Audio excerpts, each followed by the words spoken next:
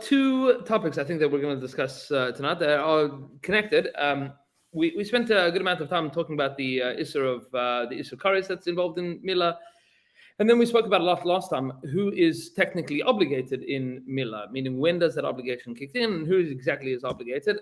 Then tonight what we are going to talk about is the obligation of women with regards to bris milah for their sons. Milah, circumcision. Covenant, right?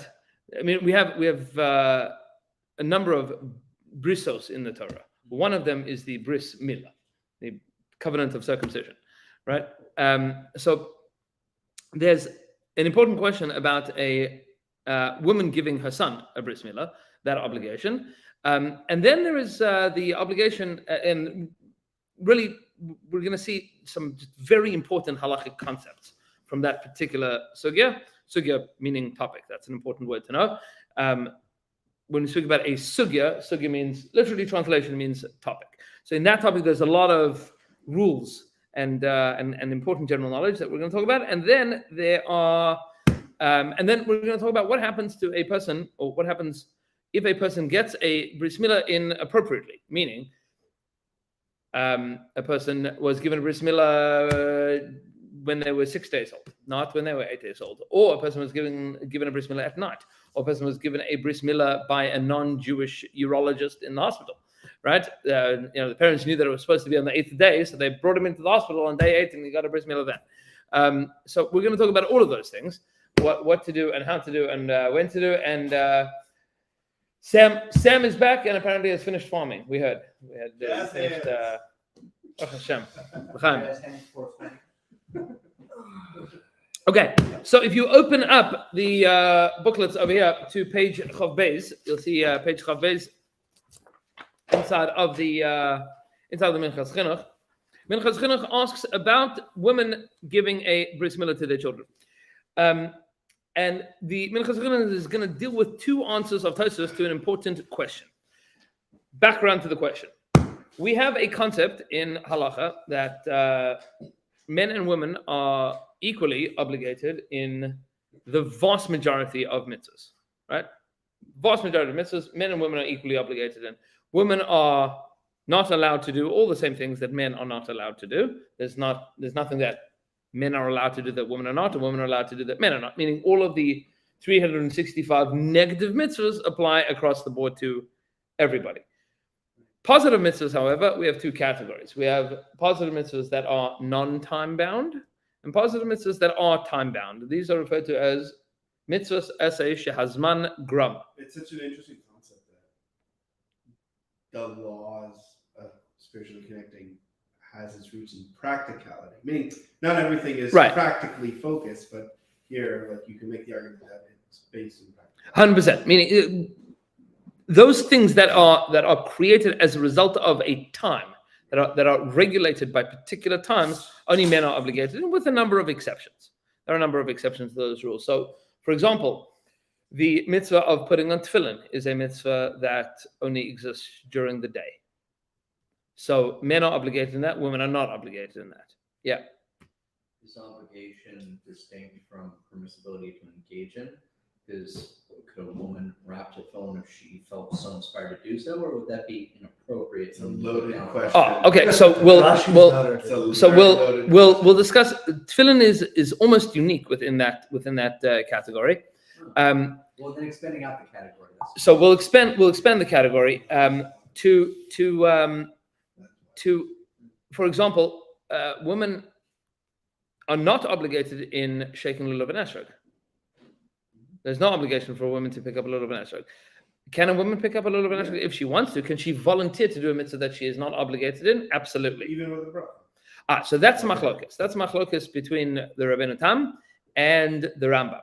Rabbeinu Tam and the Rambam have a difference of opinion whether or not a person makes a bracha on a mitzvah that they are volunteering to do.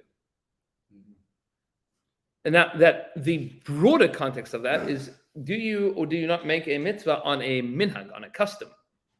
So, for example, shkoyach, we were waiting for you for a l'chaim, but we had to get started. That's but it's don't know if it's getting L'chaim. Grab yourself l'chaim, a machal l'chaim. Get a minchas chinuch.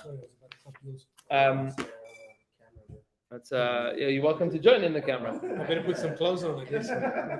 It's okay. The pants are good. Pants. You can see. I'm saying they look dashing. Baruch Hashem. That's the Sarah Mashkim was Baruch Hashem. Okay. That's he's playing now. That's good. So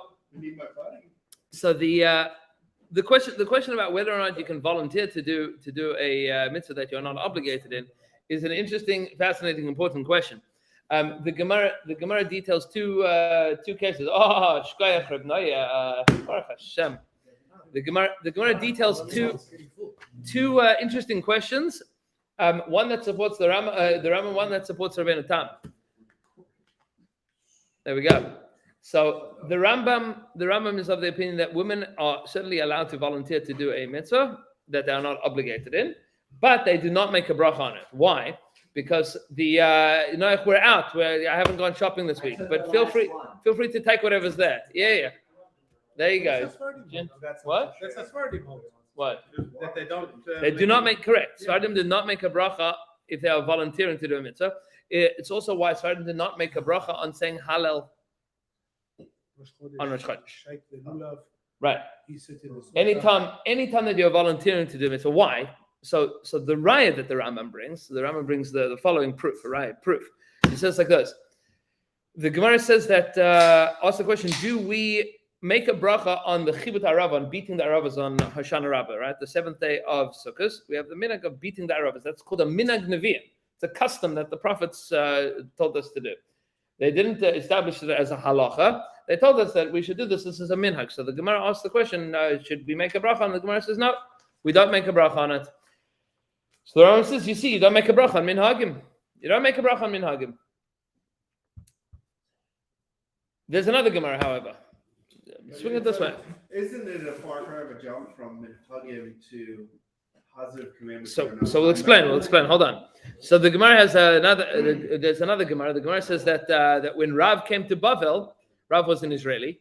He came to Bavel. There's a long story of it. Why exactly he came to Bavel, but okay, he came to Bavel at the age of 60.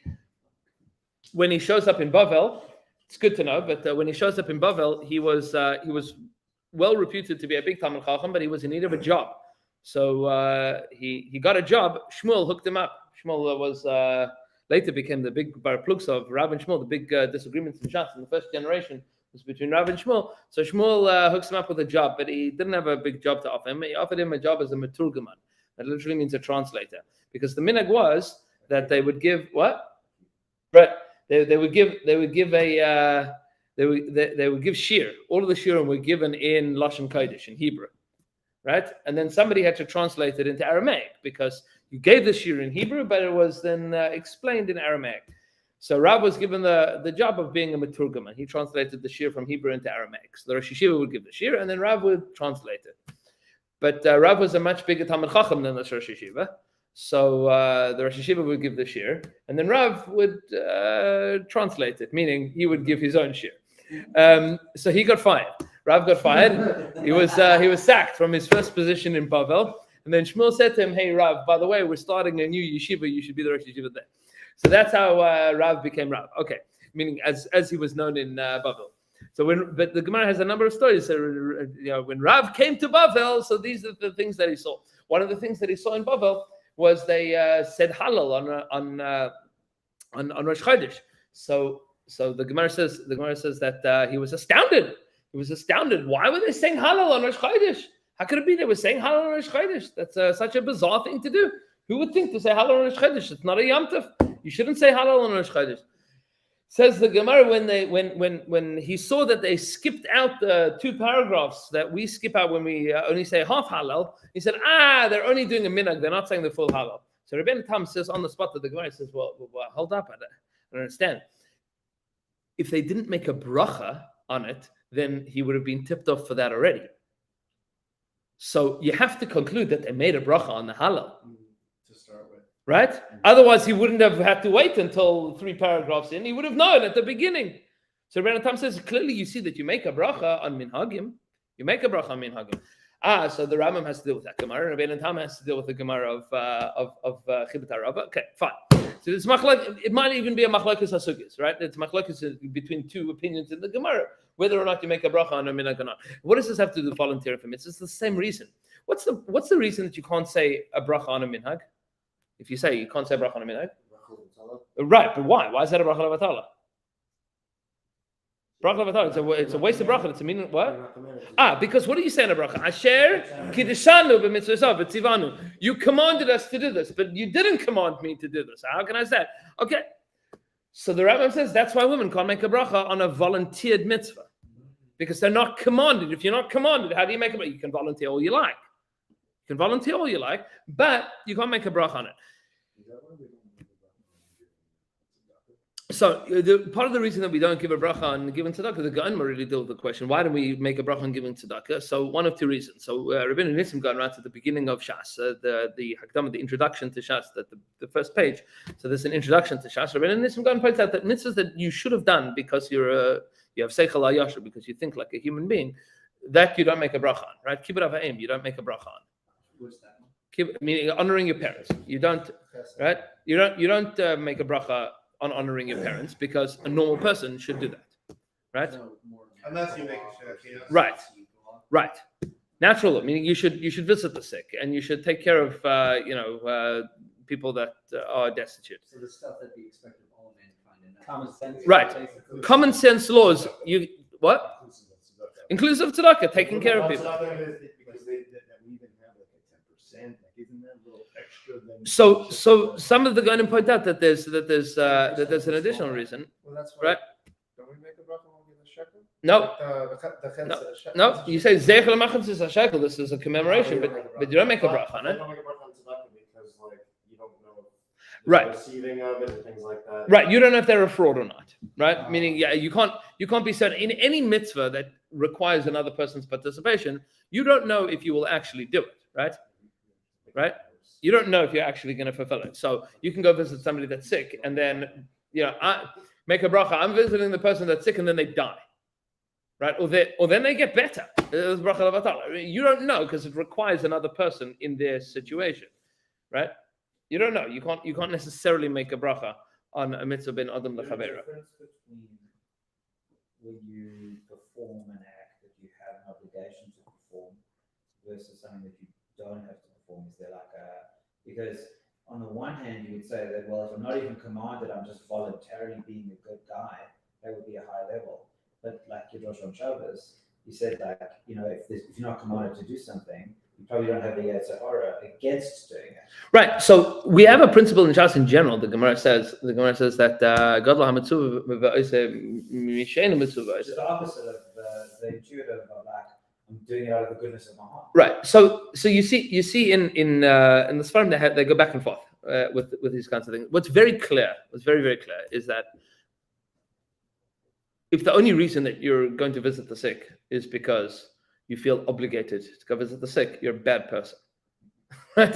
We'll just say it like glass. Right? People who don't go visiting the sick. Yes, but you're a bad person, right? If the only reason that you give tzedakah is because God told you don't care about that person, right? Let them rot and die in the street. But Hashem said, I have to give you tzedakah, so here you go. Isn't that the best reason to do anything? No.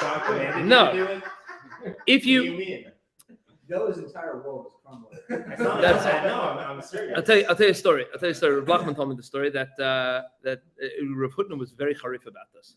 Rav Hutner was fire and brimstone about this. There was one Talmud that went to go visit Rav Hutner when Rav Hutner was sick, and he says to him, and he hadn't been for like a long time, and like Rav Hutner looks at him and goes, "What are you doing here?" He said, "Rebbe, I came to be Mekayim the mitzvah of Birkat Cholim. I came to fulfill the mitzvah of visiting the sick."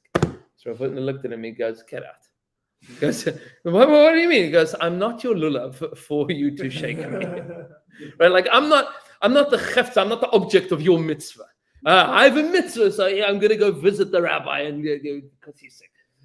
If you don't want to visit somebody because you feel that it's an important thing for you to do, so the fact that God commanded you, shkoyach. Right, but like if you're gonna go take lulav on that road, like the best reason to do so is because God commanded you to do it, not because you enjoy it. No, we have a principle in general, mitzvahs lavle and know that we're not there to enjoy mitzvahs. However, mitzvahs are supposed to transform you into something else. Right? Hashem gave us mitzvahs l'tzarif b'hem habrius in order to purify us, in order to clarify us. If you spend your life going visiting the sick, hating every moment of it, and never becoming a person that cares about people that are ill, but God told me I have to, so I'm an obedient servant of the Lord, you're a terrible person. Okay. Not you, somebody. You're wonderful. So, okay, back to the tefillin point, because this is important. L'chaim, come to that. Isn't that sort of a catch-22? Take for example something like kashrut. You say like, oh, I don't want to eat meat and milk together because for health, it's so much better for my health. No, so no, I shouldn't told you don't do it. No. So that's been adam lemakom. That doesn't affect other people.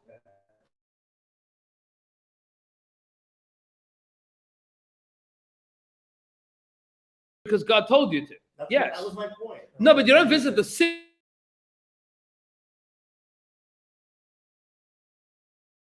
I didn't clarify that earlier. Yeah. When it comes to things ben adam lechavero, if not for the fact that Hashem had commanded this to you, you should do it anyway, right? If God didn't tell me not to eat meat and milk, I would eat meat and milk. Why not? Right? I'm sure. In theory, right? The Rebbe Shalom said, "Don't eat meat and milk," so I don't. The Gemara in Chulin says that the reason that we don't eat meat and milk is not because it's disgusting. We shouldn't say no, it's disgusting. We should say I want to, but the Rebbe Shalom said not to, so I'm not going to. Now, does that also change who we are and purify us and clarify us? Yes, but the reason not to eat meat and milk is because God said so. The reason to visit somebody that's sick is not because God said so. It's the right thing to do. Correct. It's because you're a human, right? Because update the journal. Right. It's like Don't talk about my journal. it's yeah. Okay.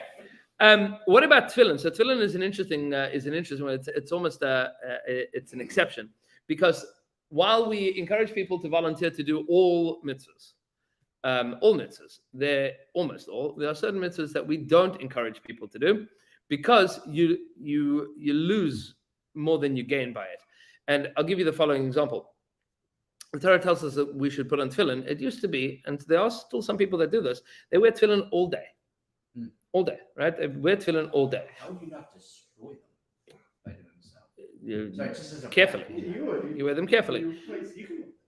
You replace the straps, but yeah, there's many tzaddikim that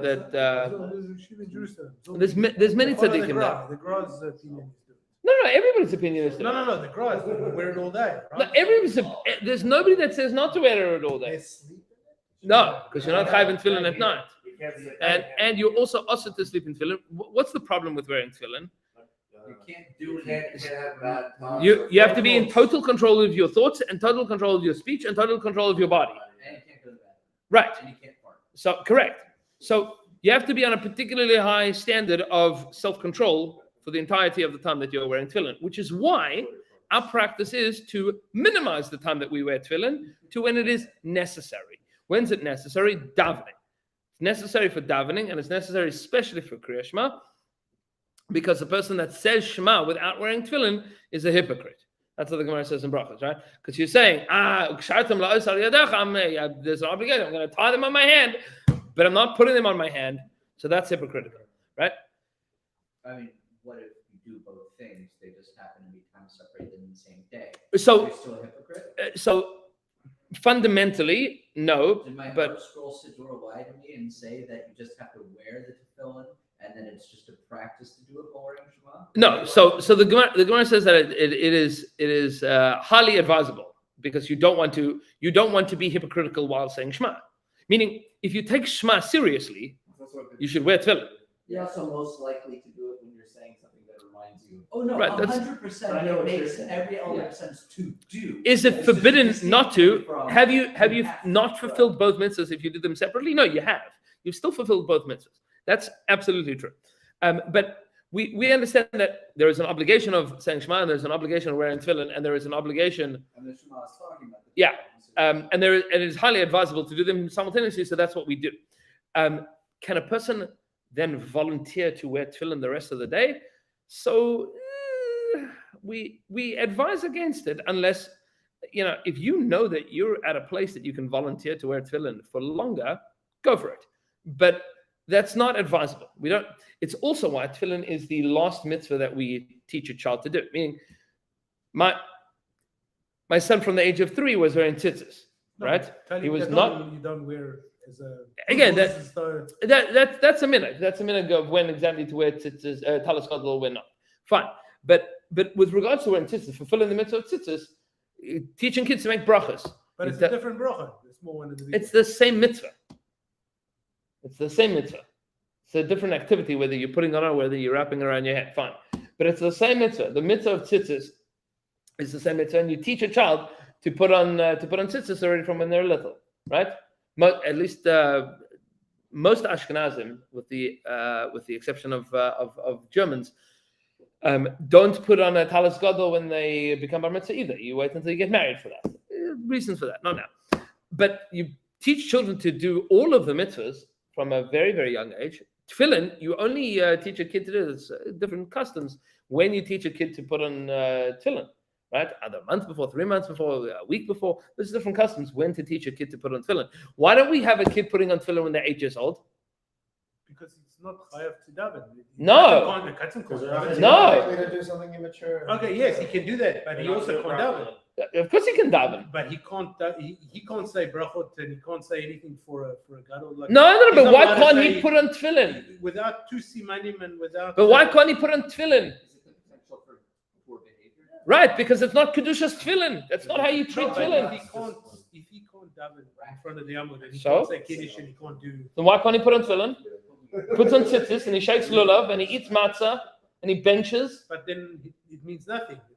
It's all Mr. chinuch. Even says that No, it's all say amen to the brachos. No, but this is all for chinuch. He's saying for chinuch. Why don't you teach him to put on tefillin for chinuch? It's because that's not. Then you're not looking out for your tefillin. Tefillin of kedusha. So we don't think of that for lulav. That's a great question. No, because a lulav does not have kedusha. There is a difference. There is a difference between tashmishe kedusha and tashmishe mitzvah.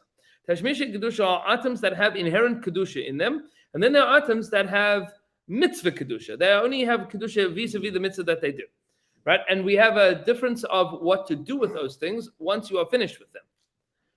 So the halacha is that things that you use for mitzvah, you can't just disregard them and throw them out in the garbage, but you can dispose of them in an honorable way. But when it comes to tefillin and mezuzah and sefer Torah, things that have the name of Hashem, so those things you have to be goodness. You have to bury them in a respectful way, such that you are preserving them even in a state of disrepair. So that you can have a chirokinesis situation. Correct. So those things are then prevented, meaning once they fall into disuse, so we don't just destroy them. They're interred. Right. They need to be preserved in their state of disrepair. Tefillin have kedusha, even tefillin that are apostle that you can't use anymore. They have kedusha. You can't just have to do with the child because a child can't. Have you seen what an 8-year-old's tzitzis look like? There's no ways that you're gonna give them right. You're gonna give your kid tefillin. What are they gonna do with those tefillin? Because tzitzis do not have kedusha. They're mitzvah items, but they're not kedusha items. It's like a Shabbos candle. Right. You use it, but it's consumable. Right. A lulav and esrog during Sukkot has a kedusha of the mitzvah. After Sukkot, it has a kedusha of a mitzvah that was done with it. So you can dispose of it in an honorable way. What do you do with your lulav and esrog after Sukkot? And then what are you supposed to do with it, Maya? Hold on, no. What are you supposed to do with it? So every 6 years you burn it with the chametz, right?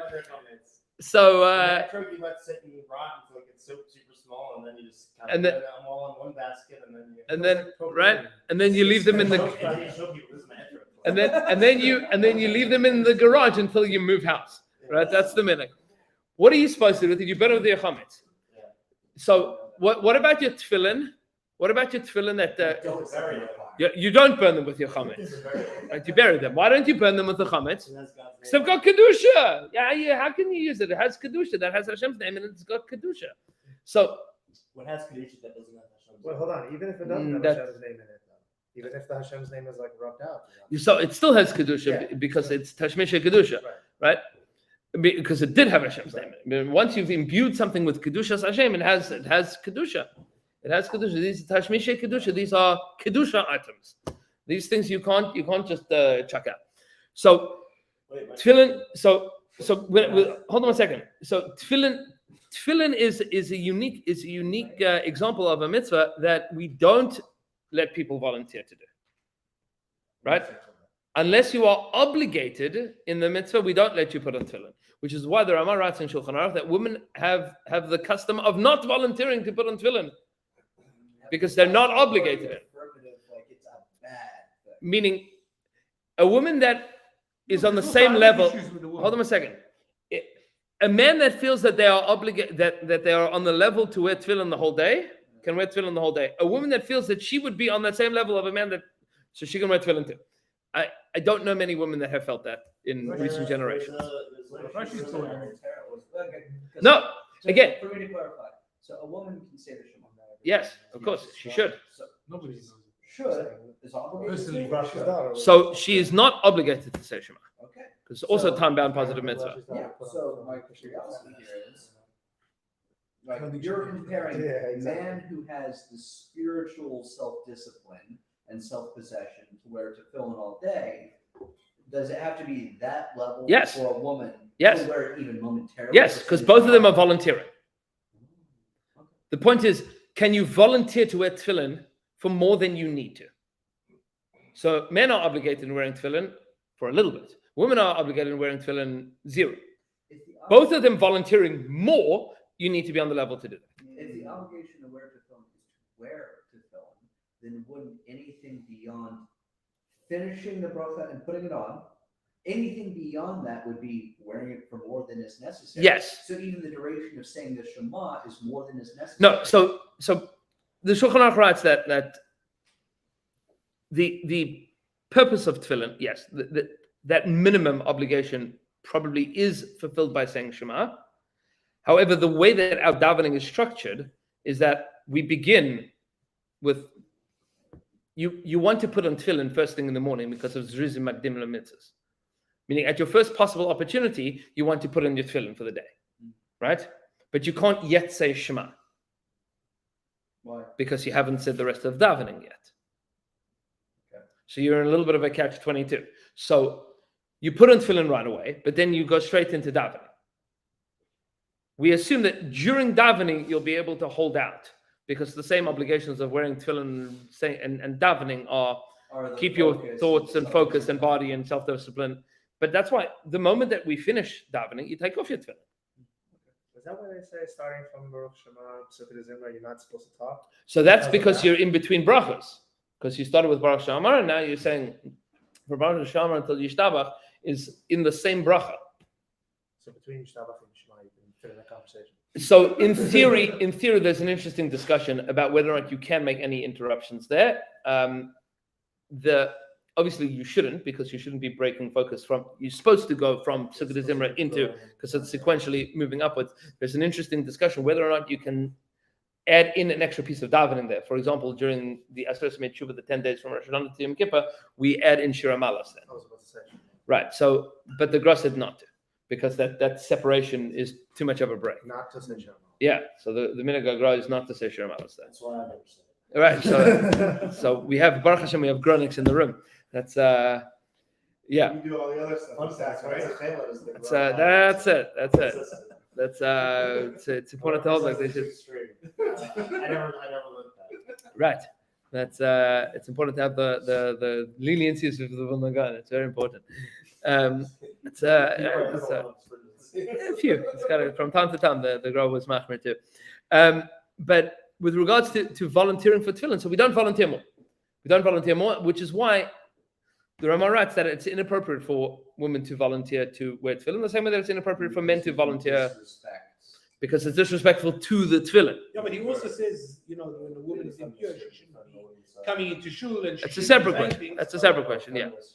So therefore, I'm sure with tefillin, she shouldn't be touching it at all. So right. So the it's questionable whether or not Rashi's daughters ever did put on tefillin or didn't. If that's an urban legend, if there's actual Was he support for Ashkenazi? that. I don't think He was an Ashkenazi. Oh, yeah, he was from Of course, Germany. of course, Rashi was an Ashkenazi. But that notwithstanding, certainly while they were in Nida, he did not. He was also 500 years before the Ramah, so there's a lot to say. But all of that aside from the point, we got to this from the question of, can you volunteer to do a mitzvah that you are not obligated in?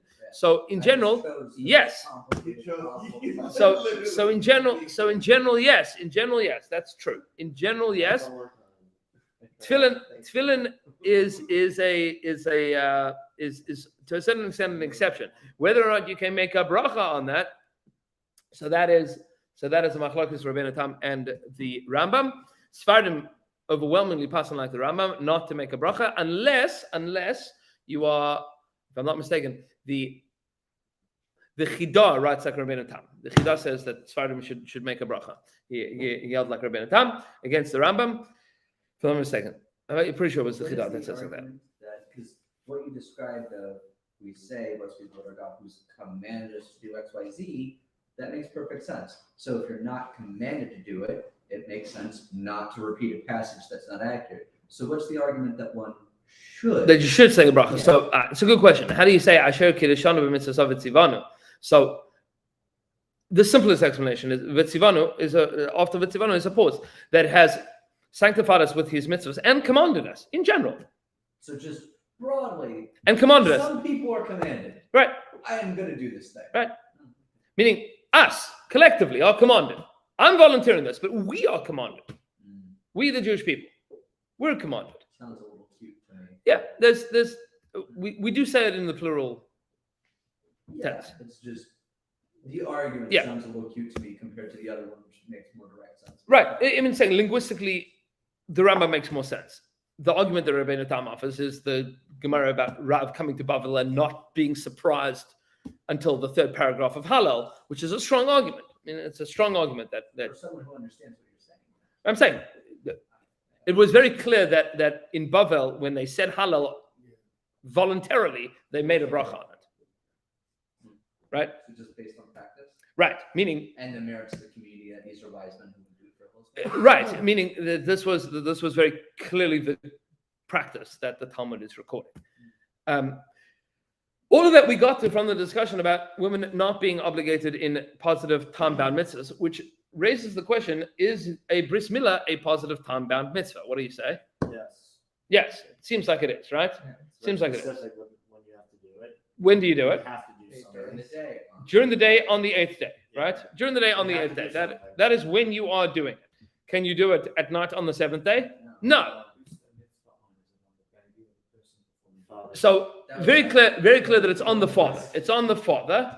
The father is obligated to give the bris milah. What if the father is not? No, it says, yeah, Present. then it's not on the woman. So this is the Clearly question, says, yes. right? So this is It's on the question. Betin and on the father. Correct. So this is the question. Are women obligated? So says the Sefer HaChinuah, Ein hanashim chayavos b'milas ad bneihem, that women are not obligated in ensuring a bris milah for their sons, meaning in either being the mohelet, I think that's the common word today, right? The female mohel, or to, and this is where it becomes more interesting. Can the woman do it? Be the We'll get there. What happens if she did? What if she's intermarried to a man who's not Jewish? Does she have to give? Well, Moshe's So wife. Moshe's wife. So that's a good question. That's a good question. Meaning, does it work? Does it work? I don't know if we're going to have time for that tonight. Does it work if somebody that isn't obligated in giving bris milah did give the bris milah, which is true about a woman, or would be true about a non-Jew, or would be true of a katan, or a katan that gave a milah to another katan? That's already levitic, right? That's Hold on. That's dedication. right. What? A katan, a child, right? If a 12-year-old gave a bris milah to his younger brother, right? Right. That's probably more common. Right. That's It's probably got a chance. Don't break eye contact. and just hold on. What if the father is not Jewish and married to a Jewish woman, and who is obligated in giving that bris? right. So who would you say? The mother. The mother. Says Noach, the mother. Why? Because it's eventually, I don't know. It's a positive time by mitzvah. You just told me. She's the only one who gets because that. it defaults to her because someone needs the obligation. So it defaults to the community. Okay. Your But- Jewish neighbor has. But here's the question. Who pays for it? If it's the father's mitzvah, then the father is obligated to pay for the moral services, right? But if there's no father, either the father's not Jewish or the father's deceased or the father's on the other side of the world, so who pays for it? The mother. The community. The community is obligated in this because the mother's not obligated in it. And isn't she kind of by extension as a member of the community? Maybe. Or is the community All the just- So that's a fascinating subsequent question. Are women obligated vis-a-vis the community? Meaning she has no greater obligation than her sister, right? Or her sister-in-law. Or obligated to push the community to do it. right. Meaning, does she have any level of obligation here? So this is an interesting question because the Gemara in Kiddushin says something fascinating. If you take a look in Osvav, we'll just see this inside here. Says the Minchas Chinuch. You see this page 22. Right, Chav Beis Ois Vav in the Minchas Chinuch says the Minchas Chinuch ve'ein hanashim chayavos. Right, women are not obligated. Mevur b'shas Kiddushin Chav Tes Amud Aleph. It says in the Gemara in Kiddushin 29a. Right, and this is in the Shulchan Aruch. That all of this Just as Chavtes. Chav Tes Amud Aleph. That's the next one. no. Amud Aleph. Okay. I know, right? That's Rosh Hashanah, right? And then the next line, V'Shulchan Aruch Yeridei Siman Reish Samach Aleph Sif Aleph. Right, that's all the Rosh Hashanah say. You gotta know how to read the acronyms of Jewish books, right? That's Shulchan Aruch Yeridei Siman chapter Reish Samach Aleph. That's the number. That's 261. Sif Aleph, paragraph 1. So if you open up a Shulchan Aruch, that's how you find it, right? Everything is there. The book, the section, the chapter, and the subsection. That's more. Wow. So says the Gemara. The Gemara learns out of a pasuk. Himol oisai kol zachar. Circumcise him, every male. What does that extra word oisai mean? Says the Gemara. Oisai v'lo oisai. That there is an obligation on men and not an obligation on women. Now, here's the question. The pasuk says, give a bris milah to him. The Gemara says, him and not her. That females are not obligated in the midst of bris milah. This is standard Talmudic methodology. We have a rule. Women are not obligated in positive time-bound mitzvahs. That rules across the board. For the exceptions. Except for the exceptions. And in order to learn each of the exceptions, you have to have a specific pasuk that tells you about those exceptions. For example, women are obligated in Kiddush on Friday night. Why? Because of keeping Shabbos, Shomer Shabbat's a negative commandment. No, because there are two mitzvahs of Shabbos. There's Zachar and Shomer. Shomer is don't violate Shabbos. Zachar means make Shabbos special. Right? Positive and negative. Says the Gemara, Shomer and Zachar are tied together. We said this in Lechadar. Shomer and Zachar b'dibur echad. Hashem said Shomer and Zachar simultaneously, which means that these mitzvahs cannot be separated from each other. Anybody that is obligated not to violate Shabbos is also obligated to make Shabbos special. How do we make Shabbos special? By making Kiddush. That is one of the primary ways of making Shabbos special. Women are obligated in Zachar because they're obligated in Shomer, and that's a specific pasuk. There's a pasuk, there's a verse in the Torah that tells you this. So do they have the same obligation on Havdalah as well? Havdalah is a machlokas, whether or not women are obligated in Havdalah simultaneously. The Rambam L'chara would say yes. The Mishnah Berurah has a long discussion whether or not women are They obligated. don't In have the same obligation for Kiddush. They do, absolutely can. She can say for you. Yes, your wife can take Kiddush for you. This is so new. I've always known that they can make a motzi, but not Kiddush. No, that's just a modernistic shtick that people started doing afterwards. But there's no reason for a woman. I'm saying like There's no reason for a woman not to make Kiddush.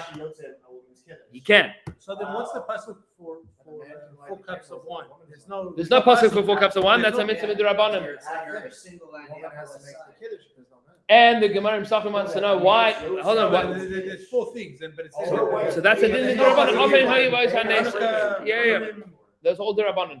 Changing everything. I want to Yeah, but there's not I feel like- just because it's It's a d'Rabbanan. I feel There's like no pasuk. It's I d'Rabbanan. feel like that goes against something. Doesn't it go against something else? No. If a man is present Crazy. and the woman decides to do the Kiddush? No. There's a lot of reasons that men say Kiddush for women. But strictly speaking, your wife can take Kiddush for you. Daniel Rosenthal. Mind blown, right? No, she Gewaltig. does. My wife Wait. made Kiddush for me. Yes. I've always been told that that's not possible. Well, you're wrong. Daniel Rosenthal's wife. Listen, you're my rabbi. Did your wife tell Say, you that? now, But by the for way, other people too. yeah, Like at a Yeah. meal, like, yes. Now, or is it I'm just just gonna family? love this. Now, there's reasons not. We're not going to get into that now. But strictly speaking, women are obligated in Kiddush the same way that men are obligated in Kiddush.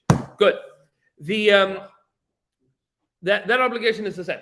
Here's the question: Talmudic methodology. No. That's lob a Glen liver across the table. That's Baruch Hashem. That's Oh, it's close. right. That's good. So here's the point. He needs to drive next week. Next week. No, you're worried his license is going to be taken away. That's Poquito. that one. Good. Stop. Good. These Gewalt. South Africans, you have to keep them short. That's yeah. It's the klal. The rule is you're not African American. You're just African. No, I'm American. Your children are African American. Oh, he's also. That's right. No, me also. That's We love African Americans Chabra. in West Berkeley. We love our African It's we're not the basketball playing top. It's a different flavor. That's no, Darren, low name. We spoke about enough dvarim between Milchamar. We can't say things like that. Chabra. The Gemara says You liked it. the Gemara says Chabra. This is important. Edit out of your soul. He can edit it out. The Gemara says that women are not obligated in positive time ban mitzvahs. Good. That's a rule. Which makes it particularly curious that the Gemara then says that the reason that women are not obligated in bris milah is because the pasuk says osai and not osa. Why do you need that pasuk? We have a rule. The rule is women are not obligated in positive time-bound mitzvahs. So otherwise it's volunteering. Women are not obligated in this. Good, we know that. Why do you need a pasuk to tell me that they're not obligated? We know that they're not obligated. Because if you don't have the husband, then who's obligated? So we'll get to answers, but you understand the question? The question is, why do you need a pasuk to tell me something that I know already? I know that women are not obligated. It's a positive time and mitzvah.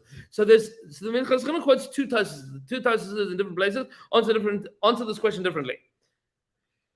Take a look at the paragraph. Hine hatos Hasham. Hine hatos Hasham dibra mascha. So we'll say this quickly, just because it's good to get both of these Tosfos. Hine hatos Hasham dibra maschil. Oh, so the Tosfos there in Kiddushin. The word beginning osai. Hikshu lama li me osai. Why do I need to know this from the word osai? I should be able to learn this from the fact that it is a positive time-bound mitzvah. That's why women are not obligated. I don't need a pasuk to teach me this. I know this already. This is tautological, right? I know it. I don't need you to tell me this. I know it already. This is part of the general rule, right? Meaning, if there's a mitzvah in the Torah, don't commit murder. And then you have another mitzvah that says, don't murder people called John. We ask the question, well, why do I need a mitzvah to tell me don't kill John? I know not to murder. What's special about that, right? Meaning, we know not to violate this set of Isurim. You don't need to specify. We know that women are not obligated in positive time by mitzvahs. Why do you need a pasuk to teach me this? It says like this. It says, the after ein have said kevan de laila lav zman Milah.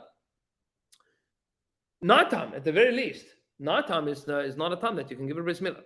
So the Tosfos answers an interesting question. I mean, that's how you know it's time bound. So v'tirtzu, this Tosfos answers interestingly. The Ashi Ali b'Reb Elazar b'Reb Shimon. This Gemara that learns out this pasuk is going in accordance to the opinion of Reb Elazar, the son of Reb Shimon, in Yevamis. That's Yevamis Ayin Beis Amud Aleph. This Sviralei that is of the opinion. Milah Shalei Bismana Hu Balayla Gamken. That if you have a bris milah that had to be pushed off subsequent to the 8th day, when are you obligated in giving that bris milah? Anytime. anytime, right? Anytime, meaning at night as well. You are obligated to give that bris milah anytime. Once the mitzvah kicks in, once the 8th day has arrived, it is now no longer a positive time-bound mitzvah.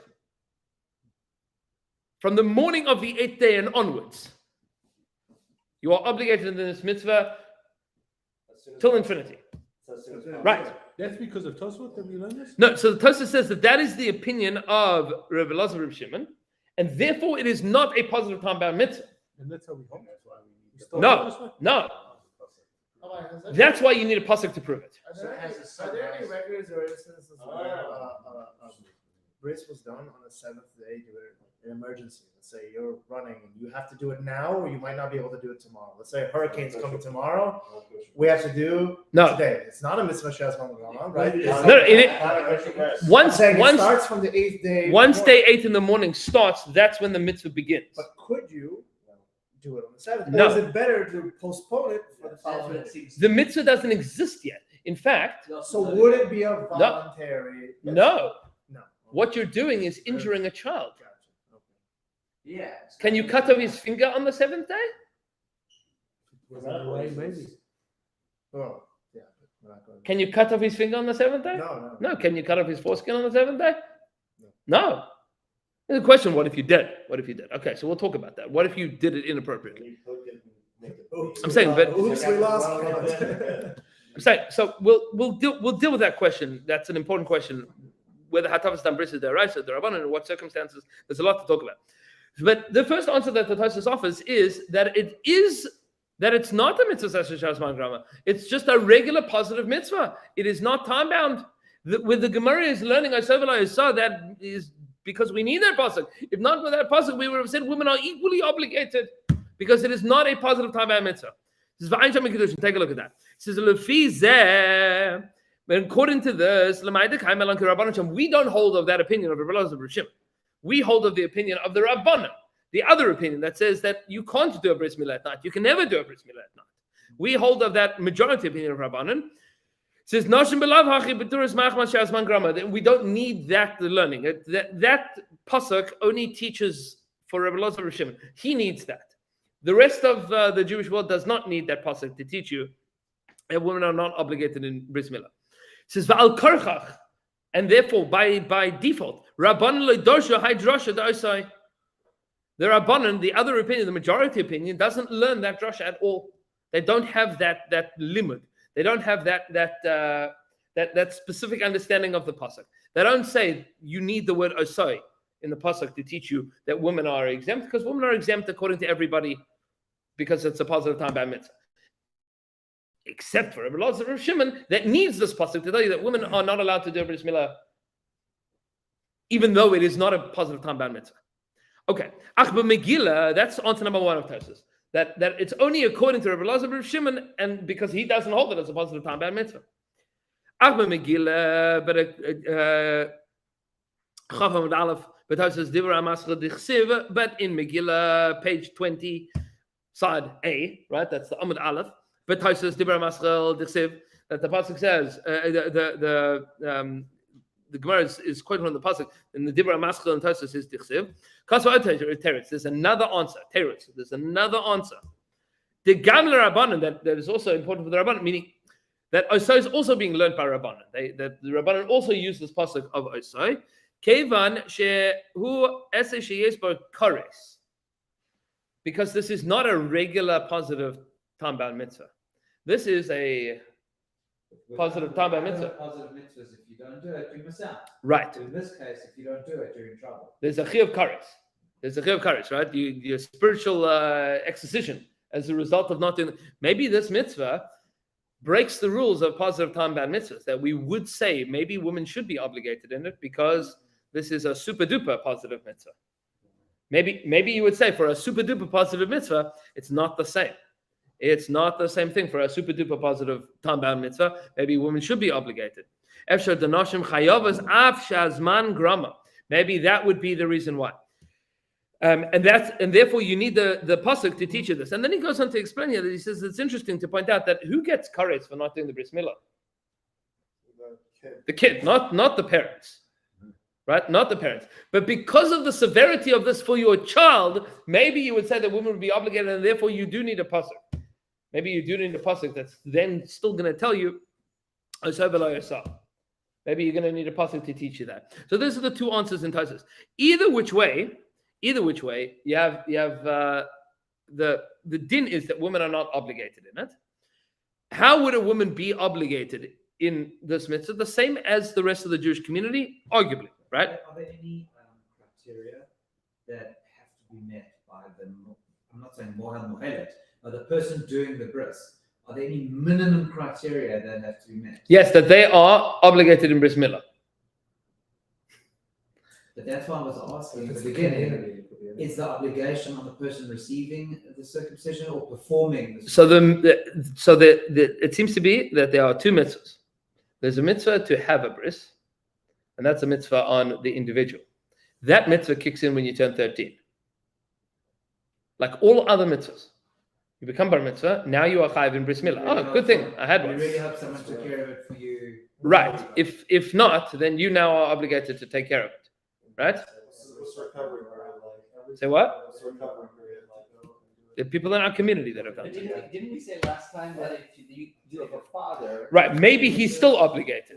Right? So that was the machlokas that we dealt with last time. Maybe your father is still obligated. Maybe that obligation doesn't go away. That's what I'm saying, that if the woman herself does not have a That's mitzvah on the discount. to be circumcised, it invalidates her from being able to perform the mitzvah. So that's a separate question. Does it invalidate the brit? Meaning, the question is as follows: if she did a bris milah, did she do a mitzvah? So that's what I'm saying, that if somebody who is not themselves obligated in it, if they volunteer towards doing something, they didn't do anything. So this is the question: is she obligated in this with regards to the whole community? Is she also part of the community that's obligated? Or say what? Public. Right. Okay. Is she also obligated? Or is she not also obligated? She's not obligated at all. She's also obligated. So that's the question. We'll deal with it a little bit later. He deals with a fascinating question. We don't have this today. The mitzvah of giving a bris milah to male slaves. We don't have this mitzvah today because we don't own slaves. But if you own a non-Jewish slave, you have a chiyuv to give them a bris milah. So there's a long discussion in the Minchas Chinuch. What happens if a woman owns a slave? Is she obligated to give a bris milah to that slave?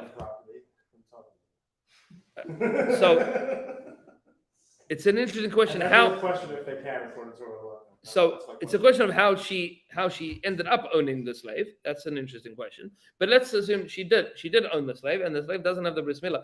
Is she obligated in giving a bris milah to the slave? So that's, again, Baruch Hashem, we don't live in such a world where people are dealing with slavery and circumcising their, Canaanites. But that's an interesting and important question to deal with. What we're going to deal with, next time we're going to deal with the question in greater detail about is she or isn't she obligated, because it dovetails with the very important question of if somebody that wasn't obligated did it, have they accomplished bris milah? Yeah. Have they accomplished bris milah? And do they need to do it again? And do they need to do it again? No. Meaning, do you need to do hatafas dam Or bris? something again. Well, it's on once the individual has it, the obligation is done. So maybe Like if the father's away at war, he can't give the bris, and he can't contact him, and Yes. and his wife had a son because he just left or whatever. And he has he had no one has on. yes. So somebody else is obligated. Day 8 to give them bris. Defaults to the next person that he's not available. Yes. And his obligation is done because someone else did it for him. Yes, But he didn't get. he didn't get the mitzvah of doing He it. didn't get the mitzvah to do it. Correct. The son still has a bris. So, Rabbi, at what point in time did we fall so low as to always have to nominate a shaliach? No. When- Has anyone at this table given a bris before? Darren did. I did a snip. He did the snip. The whole thing. Well, he used. So you didn't do the whole what do you thing? call No, but he did the mitzvah. What do you call the thing that The clamp. The clamp. And then Right. When's the So- last time someone did it themselves? Who's So- not a doctor. Rabbi, did you? Yeah. Did you? I did not because Imagine I that definitely every don't want slave that on owner me. back in the day was That's- also a physician. So But If it's There so were common, no saying positions. the question doesn't even Oh, exist yes. nowadays anyway. No, of because course it even- does. No, but even men nominate a shaliach. So no. But the shaliach is doing it on your behalf. It's your mitzvah that you're getting him to do. You're paying him. That's different from you abdicating from the mitzvah and somebody else needing to. You still get the mitzvah No, for I'm him saying doing a it. woman can just nominate the man. No, but what do you mean she can nominate the male? It's the father's mitzvah. Their She- father's dead. So if the father is dead, so then it's the community's It obligation. doesn't say here. That's the whole Community, thing. read here. It says the woman will not do anything. Who- Yeah. Who pays for the bris milah? Who pays for it? Who's right? Who's the shliach? The woman is going to have to pay for it. No, It doesn't sound the like din it. is no. It sounds like Rabbi, but aren't you skipping a step? I think, if I remember correctly, when you were talking about it goes who it defaults to, it doesn't default to the community, it defaults to the Sanhedrin. And since we don't have a Sanhedrin. No, it defaults to the Beis Din as representatives of the community. Right, big Din. Right, but that's just the representative. So if you had a big Din that could do it, then you would go to them. I mean, the woman Beis Din, would the just say, Beis Din "Oh, means it's on me." the Beis Din means the ritual committee. That's what Beis Din means. Which is comprised of. The community. But it's mainly So comprised of- Yes, yes. And their representatives, so they have a Mono. But what if there's no Beis Din in town? So it falls on the community. That's what I meant. So it we're falls on the skipping that community. whole I mean, big Beis Din is not different from community. Beis Din is representation of the community. It's usually like the best of the best of the community. Uh, the trained, the experts. I'll give you the following. I'll give you. It's the head of the community. I'll tell you like this. Even they don't have Well, to actually do it. We'll tell the story. We'll tell the story in a Labadic way. Nobody votes the village drunkard as the head of the community. That's what I'm trying to say. No, the Also, basic the is village not- drunkard should not be giving a bris milah. Right. My Um, point is That's we'll come to that. That's chemically alcohol is a solution. Right? Oh, That's, yeah.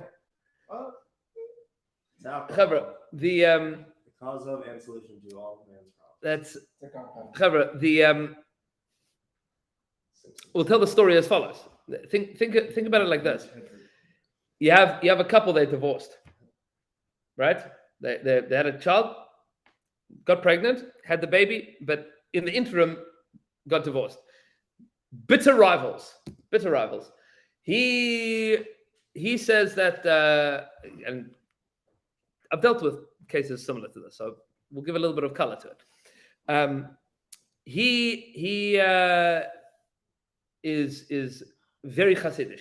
Wants a Hasidish male that's going to do mitzitza b'peh, the whole situation, right? She is not interested in any of that. She wants to give her son a bris milah. Not interested in this at all, right? Wants to have a regular modern Orthodox male come and give us snip. Good. He schedules the bris after mikveh and hachanas, whatever the bris is going to be, at 11 o'clock in the morning. In the meantime, off she goes with the baby at 6:30 to the modern Orthodox male's house and says, "Give the baby a bris milah," and he gives the baby a bris milah. Comes along 11 o'clock. Hasidic male opens up the diaper. Bris milah's already done. It's not, it doesn't count though. Of course it does. He works very fast. It does count. There's a bris milah. It's I done. don't know that. It's done. Somebody that was what? How do you know when it's But the done? father didn't No. have a chance. Yeah. Right. So he stole the mitzvah. He stole the mitzvah. So Alan's saying, what's the difference? What's the difference? The difference is that the father's got a chiyuv. The male doesn't have a chiyuv. No, I was talking about a case where there's no father. Fine. But what I'm saying is, when you get somebody to do the bris milah, he's doing it for you. So what happens in that? When there's no father in the picture, then who's doing the bris milah? The community. Whose mitzvah is it at that point in time? The community's. Right? The moil is doing the mitzvah on behalf of the community, not on behalf of the father. Because Sexism. the mother's not chayiv. The mother's not chayiv. Now, the question is the mother chayiv vis-a-vis the community? That's an important question, right? Is the mother chayiv the same way that the male is chayiv? That's an important, interesting question. We're going to get to that The next mother week. is only chayav because somebody appoints him. No, if there's no father, the father abdicates. The father says, "I'm a kafir. I don't believe in any of this." Okay, then Right? it's the community. It's Fine. community. What Is else the woman part of the wants? community that she's chayavis in this the same way as the it's only male? the men of the community that can make these types of decisions. So that's not necessarily true. What if the community? That's- That's it. Again, I promise you that the halach would agree with me. you don't know that. We're going to talk about this next week. Then obviously it's the mother's obligation. That's Doesn't make any sense. Chevra, Be'ez Hashem Yisbarach, we're going to talk about this and more next week. Shkoch Chazal, L'chaim. That's and we'll see you later.